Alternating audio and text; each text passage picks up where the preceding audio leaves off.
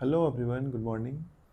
मैं इस वीडियो में बात करने वाला हूँ सिविल कोड के हिंदी सब्जेक्ट के बारे में कि जो 20 मार्क्स के हिंदी सब्जेक्ट रहने वाले हैं उसमें आपको कैसे क्या पढ़ना है, क्या सब चीज़ें उसमें आ सकती है, वो मैं इस वीडियो में बात करने वाला हूँ। तो देखिए दोस्तों, आप लोग को पता होगा कि कहीं ना कहीं इसमें सिलेबस में ये बताया गया है कि ये सब्जेक्टिव टाइप रहेंगे। आपके एक लेटर रह सकते हैं, एक ऐसे रह सकते हैं, एक प्रेसी जिसे कि शॉर्ट करके जो लिखना सारांश लिखना होता है वो रह सकते हैं, और कुछ वोकेब मतलब समानार्थी विपरीतार्थी, और जो यही जो ग्रामर के जो सेक्शन होते हैं वो रह सकते हैं। ऐसा सिलेबस में बताया गया है। जैसा कि कोर्ट रीडर और स्टेनो वाले में क्या था कि उसमें ऑब्जेक्टिव टाइप क्वेश्चन थे हिंदी में। तो बहुत लोगों को डाउट लग रहा होगा कि इसमें ऑब्जेक्टिव आएंगे या सब्जेक्टिव आएंगे।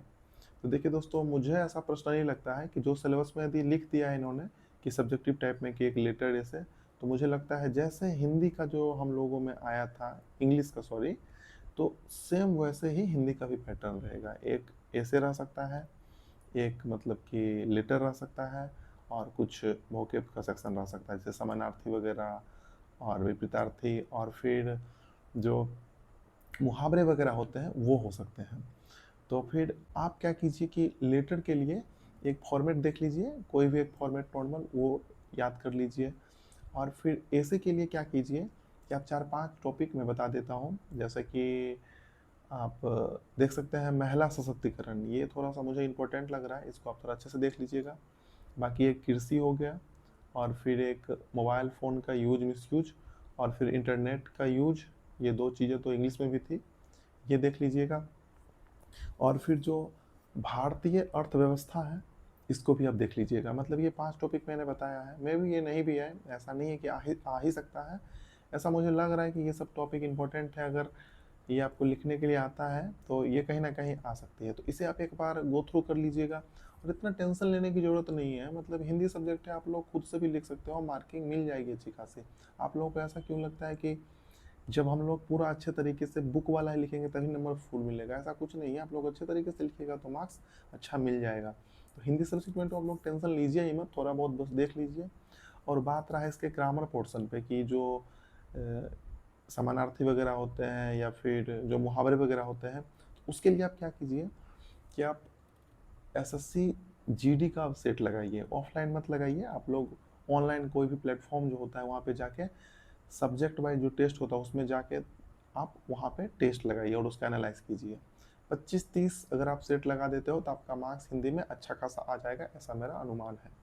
आप रिसेंट वाला जो एसएससी का एग्जाम हो उसका टेस्ट मत लगाइएगा, क्योंकि उसके लेवल थोड़े अच्छे खासे हिंदी के आ रहे हैं जो कि इसमें उतने आएंगे नहीं। आप 2018 वाले जो सेट है उसका आप मतलब कि वो प्रीवियस ईयर का सेट लगा सकते हैं। बाकी मैं आप लोग को यही बताना चाहूँगा कि आप लोग उतना टेंशन मत लीजिए।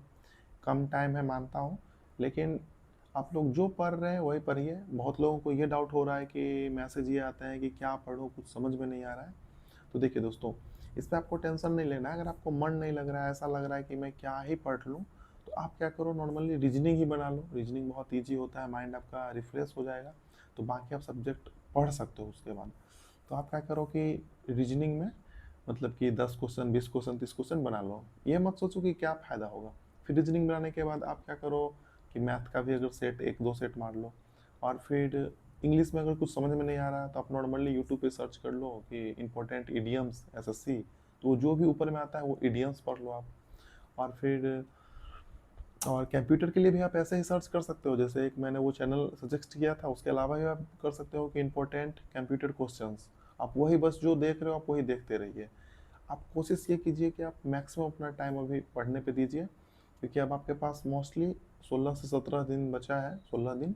तो आप ऐसा सोचिए कि मैं 16 दिन अगर 16-16 घंटे भी पढ़ लेता हूँ और एग्ज़ाम मेरा अच्छा चला जाता है और जॉब मेरी सिक्योर हो जाती है, तो फिर आप कितना रेस्ट करोगे? मतलब जितना आप सो सकते हो आप आराम से इजीली सो सकते हो। तो वीडियो में बने रहने के लिए धन्यवाद। Thank you.